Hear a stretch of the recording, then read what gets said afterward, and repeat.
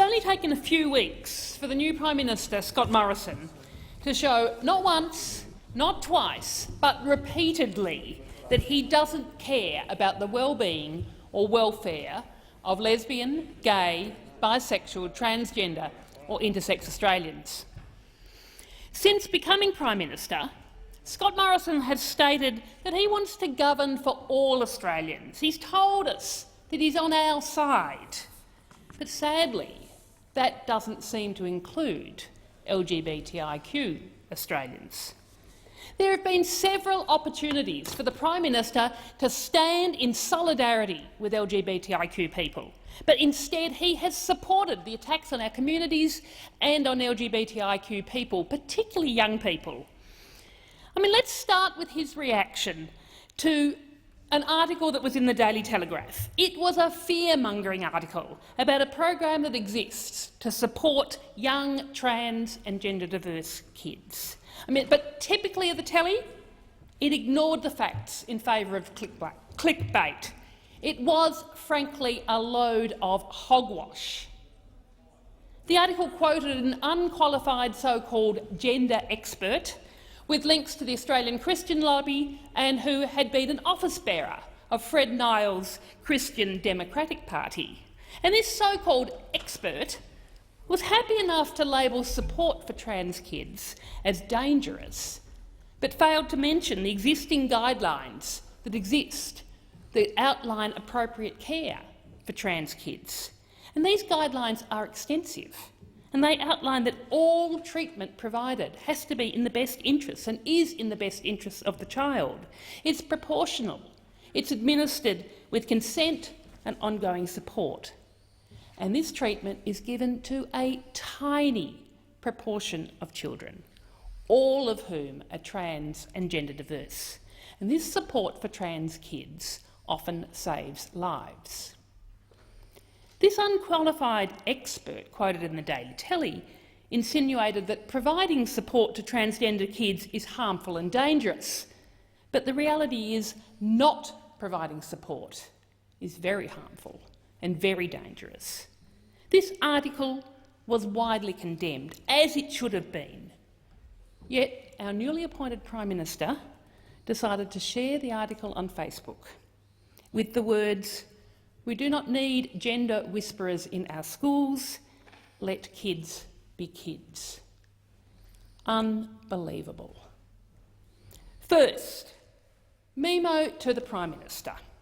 Some kids are trans. Some kids are gay, lesbian, bisexual. Some kids are questioning their gender identity or their sexuality. And these kids need to be allowed to be the kids that they are. And they need to be supported by their families, communities, schools and their representatives in Parliament. Secondly, does anyone really believe that kids can be whispered into changing their gender? I've met lots of trans kids and lots of trans adults who were once trans kids. And indeed, we had a delegation of trans kids and their families in the Parliament 2 years ago, hosted by the Parliamentary Friends of LGBTIQ Australians. And every parliamentarian who met them was incredibly impressed by them. Being trans is not something that a child takes on lightly. It's not a choice. It's who they are. Unlike most people who are born cisgendered, where their gender identity matches their biology, that's not the case for trans kids. And most of them struggle with this because our society struggles with it. They need love and acceptance. They need support to help them to be proud of who they are, to help them love themselves for who they are. In contrast, imagine being a young trans or gender diverse kid and seeing your Prime Minister talk about you in that way. LGBTIQ young people experience worse mental health outcomes than heterosexual and cisgender young people. And it's because of behaviour like this from our so-called leaders. Through you, Mr Deputy President, I wonder if the Prime Minister knows some of the statistics about LGBTIQ people, that 16% of LGBTIQ young people aged 16 to 27 have attempted suicide in the last 12 months, or that almost 1 in 2 trans young people have attempted suicide in their lifetimes. And compare that to 2.4% of young people in the general population. I'd like the Prime Minister to think about that young trans kids are 20 times more likely to commit suicide, to attempt suicide. The Prime Minister's language and attacks on LGBTIQ people are totally unacceptable and harmful. A Prime Minister should serve for all of us, not just those of us that are cisgender or heterosexual. And this is just one of the examples of the attacks against LGBTIQ Australians that are being supported by the Prime Minister. Scott Morrison has barely settled into the job, yet he's made every effort to demonise LGBTIQ people. He has done so much damage in such a short time. Last week, he refused to condemn dangerous LGBTIQ conversion attempts and the ideology that drive them, saying it wasn't an issue for him. And I'm so pleased that this Senate has just passed a motion condemning those attempts and calling upon this government to work with the states and territories to ban sexual orientation and gender identity conversion efforts. He said this wasn't an issue for him after survivors of conversion attempts and sexual orientation change efforts sent an open letter to the Prime Minister and the opposition leader, Bill Shorten, calling for a multi-partisan crackdown on these dangerous, harmful practices.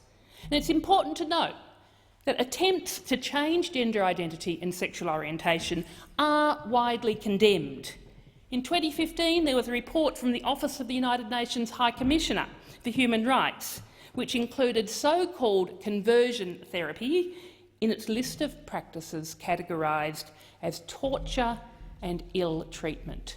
Yet the Prime Minister says it's not a matter for him. The UN Human Rights Commissioner and Amnesty International and a number of religious and community leaders have called for the criminalisation of these practices. So, for the Prime Minister to dismiss this as an issue that's not for him is an absolute disregard of duty.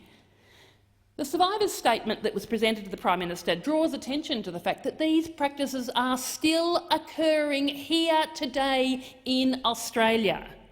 And it points out that the conversion movement extends further than formalised so-called therapeutic practices, with gender and sexual orientation change efforts pervading an unknown proportion of religious organisations, faith-based organisations, schools and the counselling industry. This statement calls for Australian elected reps to actively work towards curtailing the movement by pursuing strategies that seek to identify and counteract its influence through a combination of legislation, regulation, investment and community education. That's what our Prime Minister needs to embrace if he is going to be supporting LGBTIQ young people and people in general, rather than decrying them. The statement that was presented to him outlines the awful impact that these practices have on survivors. And I quote that said, "Survivors of the ex-gay, ex-trans conversion therapy movement and sexual orientation change efforts have endured and survived a system which dehumanised and shamed them, despite their sense of deep devotion and connection to their faith community." And I've had the privilege of meeting some of these survivors. Their stories are harrowing, but it's important that they're heard.